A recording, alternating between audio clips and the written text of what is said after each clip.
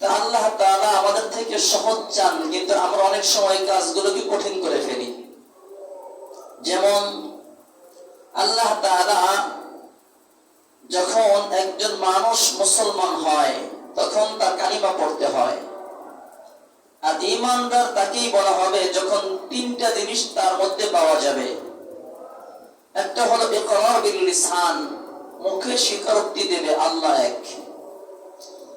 তাসদীক বিল জিনান, এবং অন্তরে ওই স্বীকারোক্তির বিশ্বাসকে স্থাপন করতে হবে। তৃতীয় হলো আমল বিল আরকান, যেই কথা বলেছে ওই অনুযায়ী আমল করে দেখাইতে হবে। আল্লাহ এক, তার প্রত্যেকটা কাজের মধ্যেই থাকতে হবে আমরা এক, কোন শিরক থাকতে পারবে না। এবং আল্লাহ রাসূল সাল্লাল্লাহু আলাইহি সাল্লাম সর্বশেষ পয়গম্বর, তার কোন কাজের মধ্যে সে দেখাইতে পারবে না এরপর আরেক নবী আছে। এমনি ভাবে যত হুকুম বিধান আল্লাহর পক্ষ থেকে নাযিল হয় সব কিছুকে মাথা পেতে নিবে, এটা হলো ঈমানদার হওয়ার আলামত। তাহলে ঈমানদার হইতে হলে তিনটা জিনিস করতে হবে। একটা হলো মুখে স্বীকারোক্তি দিতে হবে, ওই কথা অন্তরের মধ্যে বদ্ধমূল রাখতে হবে। তৃতীয় হলো ওই অনুযায়ী কাজে পরিণত করে দিতে হবে। কিন্তু যেই ব্যক্তি বোবা, সে তো আর মুখে বলতে পারে না, পারে বলতে? আল্লাহ তাআলা তার জন্য সহজ করে দিয়েছেন, সে যদি ইশারার মাধ্যমে বোঝায়। আমাদের ফিকে হানাফির মধ্যে লিখেছে যদি সে ব্যক্তি ইশারার মাধ্যমে বোঝায় তাহলে তার ঈমানকে আল্লাহর কাছে ধর্তব্য হবে। তাহলে সহজ হইল না বিষয়টা? যদি হইতো না মুখেই বলতে হবে তাহলে বুবার ঈমান কই থাকতো? এরপর আপনি আমি মুসলমান জন্মের সূত্রে, যে ব্যক্তি মুসলমান হয়েছে অন্য ধর্ম থেকে, সেই ব্যক্তি মুসলমান হওয়ার সাথেই জিহাদের হুকুম চলে আসছে। সে জিহাদে চলে গেছে, নামাজও পড়ে নাই, সে রোজাও রাখতে পারে নাই, যাকাতও আদায় করে নাই, হজের বিধানও পালন করতে পারে নাই। জিহাদ অবতীর্ণ হয়ে গেছে, জিহাদের ময়দানে চলে গেছে। জিহাদের ময়দানে গিয়ে সেই ব্যক্তি নিহত হয়ে গেছে, তাকে বলা হবে জান্নাতি। তাকে বলা হবে সে জান্নাতি হয়ে গেছে। কেন? তাহলে এখানে তো দুইটা জিনিস পাওয়া গেল না, তার মুখের স্বীকারোক্তি শুধু পাওয়া গেছে, কিন্তু সেই অনুযায়ী কাজ পাওয়া গেছে তৃতীয়তে। কিন্তু যেইটা বর্তমান থাকা দরকার ছিল অন্তরের মধ্যে, এটাও কেউ পায় নাই, এবং সেই অনুযায়ী ইসলামের অন্যান্য কাজগুলো সে পরিগণিত করতে পারে নাই, পালন করতে পারে নাই। এর জন্য তো কঠিন হওয়া দরকার ছিল যে বাকি দুইটা পাওয়া যায় নাই, তাকে মুসলমান বলা হবে না, কিন্তু তাকে বলা হইতেছে সে জান্নাতি। মুসলমান হওয়ার পরেই তো জান্নাতে যাবে সে।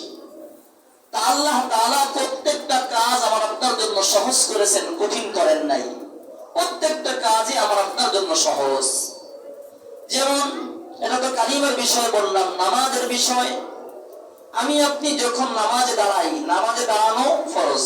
নামাজে দাঁড়ানো, এই যে আমরা দাঁড়িয়ে থাকি আল্লাহু আকবার বলে যে দাঁড়াই, এই দাঁড়ানোটা ফরজ। কিয়াম করা ফরজ।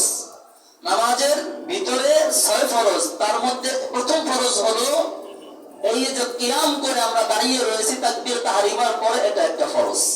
6 ফরজের এক ফরজ এটা। এখন কোন ব্যক্তি যদি অসুস্থ হয় তাহলে তার জন্য দাঁড়ানোটা ফরজ না, তার জন্য দাঁড়ানোটা ফরজ না। সে যদি বসে নামাজ পড়তে পারে তাহলে বসে নামাজ পড়বে, চেহারে বসে না। রাস্তা দিয়ে হাঁটতেছে সুন্দর করে, দাঁড়িয়ে থাকতেছে ঘন্টার পর ঘন্টা, মসজিদে এসে চেয়ারম্যান হয়ে যাবে, এই নামাজ আমরা চান না। মসজিদে এসে চেয়ার ব্যবহার করা যাবে না। ওই ব্যক্তি ব্যবহার করবে যাকে ডাক্তারে বলেছে আপনার জন্য সম্পূর্ণ মাটিতে বসা নিষেধ। ইসলামী ডাক্তার বলেছে সম্পূর্ণ রূপে মাটিতে বসা নিষেধ। ওই ব্যক্তি চেহারে বসে নামাজ পড়তে পারবে, কিন্তু চেহারে বসতে ওই ব্যক্তি বসবে না যেই ব্যক্তি সারাদিন রোড কাট দিয়ে হেঁটে সুন্দর করে বেড়ায়, এখানে আসলেই চেহারে বসে যায়। তাহলে দাঁড়ানোর ফরজ তার থেকে আদায় হলো না। আর দাঁড়ানোর ফরজ যদি কোনো ব্যক্তি স্বেচ্ছায় ছেড়ে দেয়, অনিচ্ছায় ছেড়ে দেয়, তার নামাজই হয় না।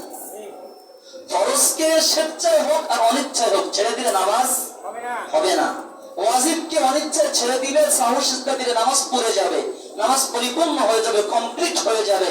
কিন্তু কোন ব্যক্তি যদি স্বেচ্ছায় বা অনিচ্ছায় ফরজকে ছেড়ে দেয়, তার নামাজ পরিপূর্ণ বাতিল। নামাজ হবে না। তাহলে দাঁড়ানোর ফরজটা সে স্বেচ্ছায় ছেড়ে দিয়েছে। হ্যাঁ, যদি তার কোনো সমস্যা হয় বসতে, কমপক্ষে ইমামের সাথে সে দাঁড়িয়ে থাকবে কিরাত পর্যন্ত। যখন রুকুতে যাবে রুকু করে সেজদার সময় বসে সে সেজদা করবে। এই মাসআলাটা আছে।